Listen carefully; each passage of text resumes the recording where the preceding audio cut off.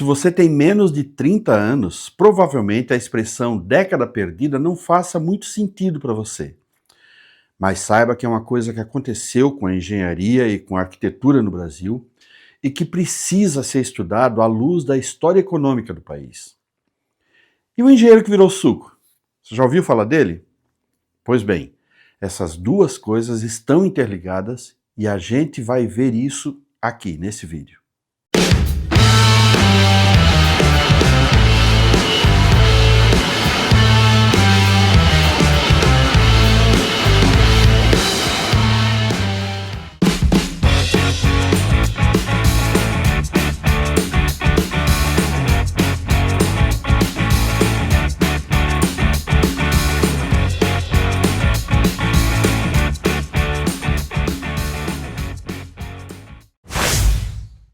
A década perdida é um termo, uma expressão que você vai encontrar até um verbete na Wikipedia.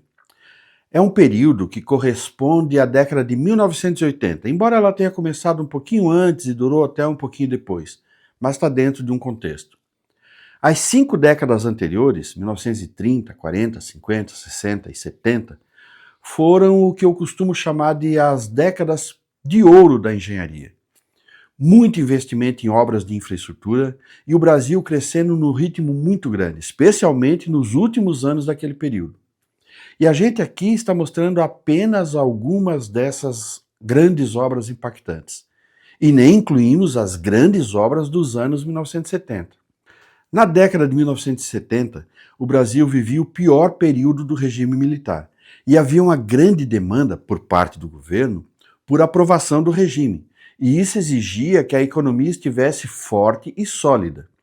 Acontece que no início dos anos 70 houve uma grande crise de petróleo no mundo. Em 1973, a OPEP aumentou o preço do petróleo em 400%.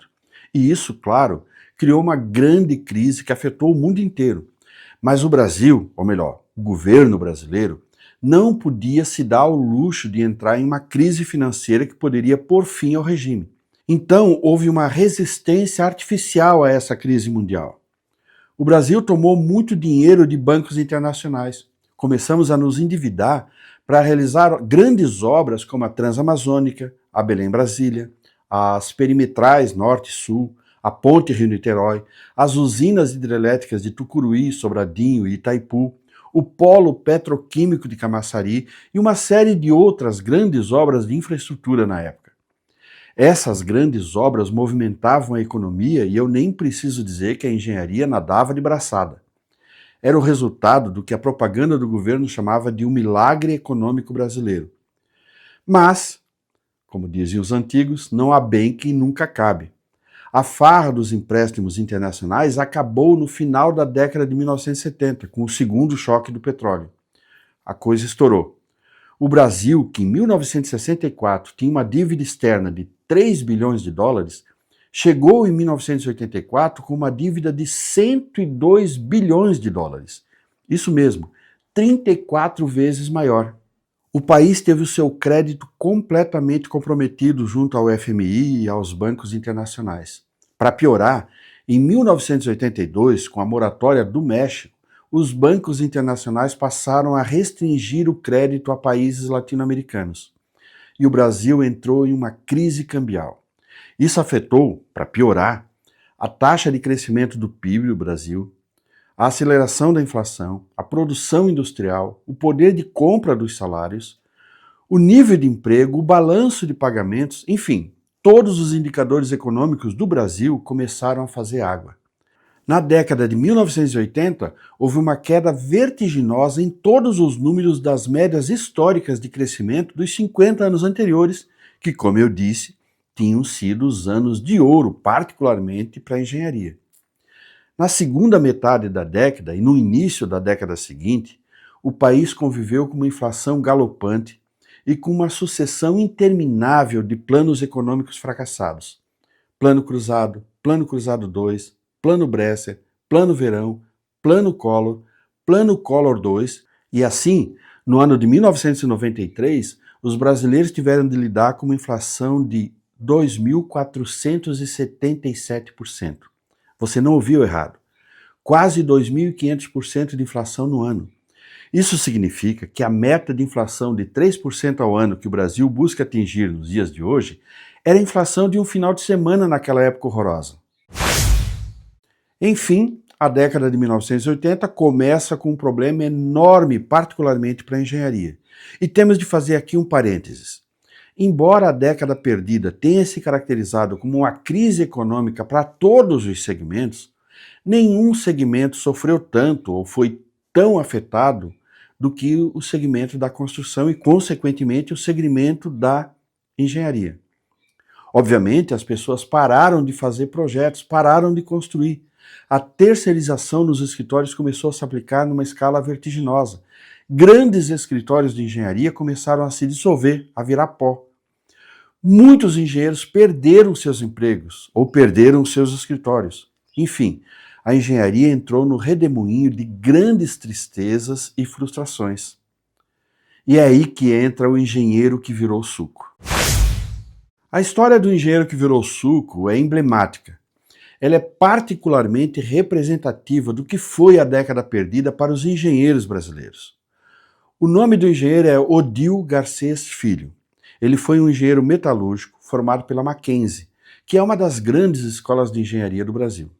Em 1982, o engenheiro Garcês foi demitido da empresa em que ele trabalhava, uma indústria metal-mecânica. Tentou se recolocar em outro emprego, mas não conseguiu porque não havia empregos para engenheiros. E também não havia mercado para escritórios de engenharia. Foi então que o engenheiro Garcês montou uma lanchonete na Avenida Paulista, próximo à esquina com a Brigadeiro. E ele colocou nessa lanchonete o nome O Engenheiro que Virou Suco. O nome, O Engenheiro que Virou Suco, era uma referência a um filme nacional do ano anterior, dirigido por João Batista de Andrade, com o título O Homem que Virou Suco. No filme, o personagem Deraldo, interpretado pelo José Dumont, é um poeta popular nordestino que chega em São Paulo em busca de melhores condições de vida e tenta viver da sua arte. Mas ele acaba sendo confundido com Severino, um ex-operário que está foragido da polícia por matar o patrão. E aí a vida do artista se desintegra até a metáfora do título do filme. A trajetória de Garcês naqueles últimos anos provavelmente fez com que ele se identificasse com aquele personagem. Mas o empreendimento dele mostrou-se uma lanchonete muito boa, bem administrada e de boa qualidade. E ele mantinha o seu diploma e a carteirinha do CREA lá no caixa da lanchonete. E muita gente que ia lá perguntava se ele era de fato um engenheiro. Na época, o jornal Estado de São Paulo fez uma reportagem escandalizado com o fato de que o engenheiro não estava trabalhando com engenharia, porque era impensável, na época, um engenheiro que não estivesse exercendo a profissão. Imagine um engenheiro ser dono de uma lanchonete, aquilo era um escândalo. A lanchonete acabou durando bastante tempo, ficou aberta por 5 anos, e depois disso o engenheiro Garcês abriu uma loja de roupas. Sofreu alguns percalços, alguns assaltos e desistiu da loja.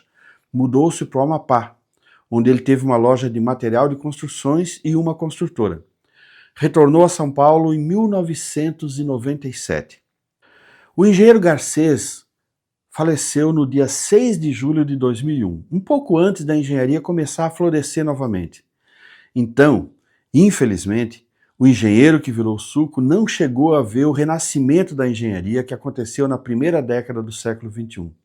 Mas o fato dele ter sido um engenheiro bem-sucedido fora da área da engenharia, embora represente o fracasso do mercado da engenharia na década de 1980, representa também a capacidade dos engenheiros de fazer bem feito qualquer coisa que eles estejam fazendo. A década perdida foi um momento muito triste de lembrar. Os engenheiros formados na década perdida enfrentaram uma sequência imensa de planos econômicos fracassados, confisco de poupança, governos ruins, insegurança, incertezas, tristezas, frustrações. A década perdida, embora tenha sido perdida para o Brasil como um todo, foi particularmente perdida para a engenharia brasileira. Precisamos cuidar para que isso não volte a acontecer, e especialmente que não volte a acontecer com a engenharia. O canal 893 não existe para explorar o interesse do momento ou chamar atenção com truques de audiência. Ele existe para ser uma biblioteca viva, um acervo confiável para os engenheiros e arquitetos que empreendem e constroem o futuro. Queremos que você possa assistir a um vídeo hoje ou revisitar um conteúdo de 3 anos atrás e encontrar a mesma relevância, clareza e inspiração. Esse é o compromisso que eu tenho com você e com a sua jornada de profissional empreendedor. Seja sempre muito bem-vindo, seja sempre muito bem-vinda e até o próximo vídeo.